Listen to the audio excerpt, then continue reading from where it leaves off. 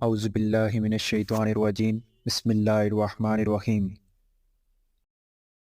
آدم علیہ السلام نے انتقال کے وقت حضرت شیث علیہ السلام کو 5 باتوں کی وصیت کی تھی۔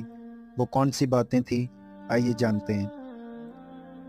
حضرت آدم علیہ السلام نے فرمایا کہ ان وصیتوں پر خود بھی عمل کرنا، اپنی اولاد سے بھی عمل کرانا۔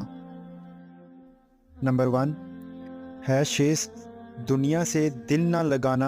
میں نے اس سے دل لگایا، میرا یہ کام پسند نہیں کیا گیا اور میں جنت سے نکالا گیا۔ نمبر 2 عورتوں کے کہنے پر عمل نہ کرنا۔ میں نے ہوا کے کہنے پر عمل کیا اور جنت سے نکالا گیا۔ نمبر 3 کسی کام کو کرنے سے پہلے اس کے عواقب و انجام کو دیکھ لینا۔